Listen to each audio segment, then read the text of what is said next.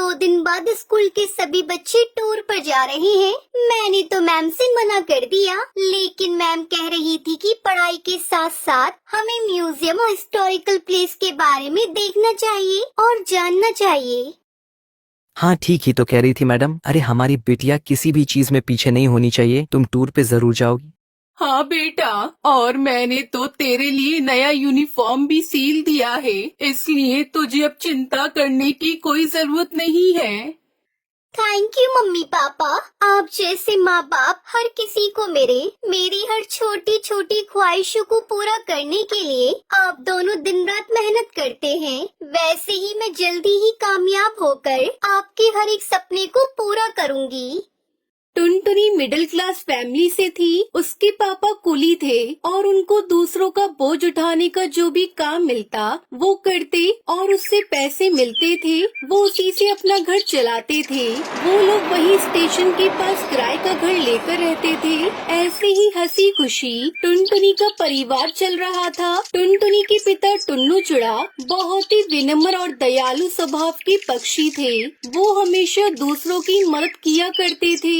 ऐसे ही एक दिन एक अंधी पक्षी अपने बच्चे को लेकर स्टेशन पर ट्रेन आने का इंतजार कर रही थी। तभी अचानक से उसका पैर फिसल जाता है और उसका बच्चा पटरी पर गिर जाता है।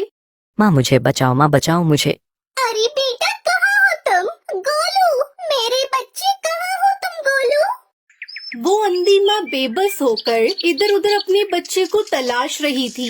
गोलू ट्रेन की पटरी पर रो रहा था और तभी उधर से तेज रफ्तार से हॉर्न देते हुए ट्रेन आ रही थी। तभी टुन्नू चिड़ा की नजर उस रोती हुई माँ और बच्चे पर जाती है। वो तुरंत ही सामान वहीं रखकर तेज रफ्तार से दौड़ते हुए पटरी पर जाता है और बच्चे को उठाकर स्टेशन पर रख देता है। तभी ट्रेन आ जाती है और टुन्नू चिड़ा अपने साहस भरे जज्बे के साथ उस बच्चे को तो बचा लेता है, लेकिन वो खुद को नहीं बचा पाता और उसकी वहीं मौत हो जाती है। ये खबर जब उसके घर वालों को पता चलती है तो उनके ऊपर मानो जैसे दुखों का पहाड़ टूट पड़ता है। वो लोग फूट फूट कर रोने लगते हैं।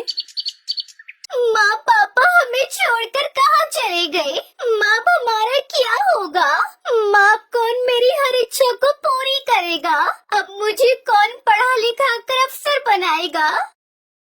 वहीं टुनटुनी की माँ टूनी की भी तबीयत खराब हो जाती है। अब घर की सारी जिम्मेदारी टुनटुनी चिड़िया पर आ जाती है। ऐसे ही 1 महीना बीत जाता है। माँ मैंने दाल और रोटी बनाई है, चलो माँ थोड़ा सा खाना खा लो। तुम खा लो बेटी, मुझे भूख नहीं है। माँ अगर आप नहीं खाओगी तो फिर मैं भी नहीं खाऊंगी। थोड़ा सा खा लो ना माँ। आपको इस तरह देखकर पापा को भी अच्छा नहीं लग रहा होगा। प्लीज माँ खा लो। उसके बाद टूनी चिड़िया थोड़ा खाना खाती है। इसी तरह समय बीत रहा था। इस बीच टुनटुनी का 10वीं का रिजल्ट आता है और वो अपने पूरे स्कूल में टॉप करती है।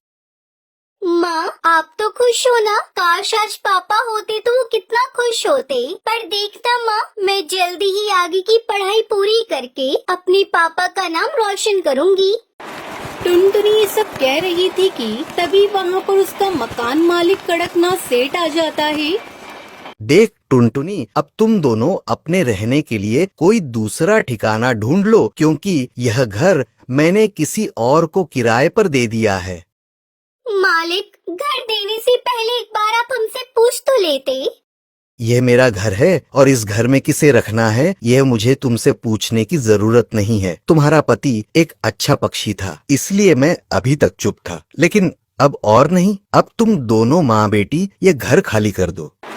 उसके बाद दोनों माँ बेटी रोते हुए घर से निकल जाती है। माँ अब हम कहाँ जाएंगे माँ? जहाँ भी किस्मत ले जाए बेटी। चल बेटी मेरे साथ चल। उसके बाद दोनों माँ बेटी घर की तलाश में निकल पड़ते हैं, लेकिन उन्हें कहीं कोई घर नहीं मिलता। वो दोनों एक सुनसान सड़क पर बस चले जा रही थी। तभी एक तेज रफ्तार गाड़ी आती है और टूनी चिड़िया को टक्कर मारकर चली जाती है। माँ ये आपको क्या हुआ माँ? अरे कोई है तो मेरी मदद करो। अरे कोई है। सुनसान सड़क पर उसकी मदद करने वाला कोई नहीं था। तभी उसे वहाँ एक बस दिखाई देती है और टुनटुनी चिड़िया जैसे तैसे करके अपनी माँ को बस में बिठाकर उसे चलाते हुए हॉस्पिटल ले जाती है। देखिए चिड़िया, तुम्हारी माँ के सिर से काफी खून बह गया है, हमें ऑपरेशन करना होगा। तुम जल्दी से 1 लाख रुपए जमा करवा दो। डॉक्टर साहब, आप ऑपरेशन की तैयारी करिए, मैं अभी पैसे लेकर आती हूँ। टुनटुनी उसी बस में बैठकर रो रही थी। हे भगवान, पापा को तो पहले ही मैं खो चुकी हूँ। अगर माँ को कुछ हुआ तो मैं नहीं जी पाऊंगी। मुझे हर हाल में मेरी माँ की जान बचानी है, लेकिन मैं इतने सारे पैसे कहाँ से लेकर आऊंगी? तभी उस बस में से आवाज आती है, परेशान मत हो टुनटुनी चिड़िया, मैं परी लोक से आई हुई हूँ। मैं जादुई बस हूँ और तुम्हारे परिवार वालों की अच्छाई को देखते हुए ही रानी परी ने मुझे तुम्हारी मदद के लिए भेजा है। आज से तुम्हें घबराने की कोई जरूरत नहीं है। ये लो, ये पूरे 1 लाख रुपए हैं। जादुई बस, मैं तुम्हारा ये एहसान कैसे चुका पाऊंगी? थैंक यू बस, तुमने मेरी ऐसी मुश्किल समय में मदद की जब मेरा साथ देने वाला कोई नहीं था। उसके बाद टुनटुनी वो पैसे लेकर अपनी माँ का इलाज करवाती है। कुछ दिनों में उसकी माँ ठीक हो जाती है। फिर जादुई बस टुनटुनी चिड़िया से कहती है, अब तुम दोनों माँ बेटी जल्दी से मेरी बस में जाकर बैठ जाओ, मैं तुम्हें एक चमत्कार दिखाती हूँ। उसके बाद वो बस खुद ब खुद एक बस घर के रूप में बदल जाती है। टुनटुनी, आज से ये घर तुम्हारा है। तुम अब यहाँ अपनी माँ के साथ आराम से इस बस घर में रह सकती हो। और हाँ, तुम्हें इस घर में किसी भी तरह की कोई कमी नहीं होगी। वो सब तो ठीक है जादुई बस, लेकिन ये बस घर तो शहर से काफी दूर है। फिर मैं अपने स्कूल कैसे जाऊंगी? बस इतनी सी बात, मैं हूँ ना, मैं भला किस दिन काम आऊंगी। उस दिन के बाद से टुनटुनी और उसकी माँ जादुई बस घर के साथ हंसी खुशी रहने लगती है। उन्हें अब किसी भी चीज की कोई कमी नहीं होती और जादुई बस हर कदम पर टुनटुनी की सहायता करती है। Thanks watching video. Subscribe our channel.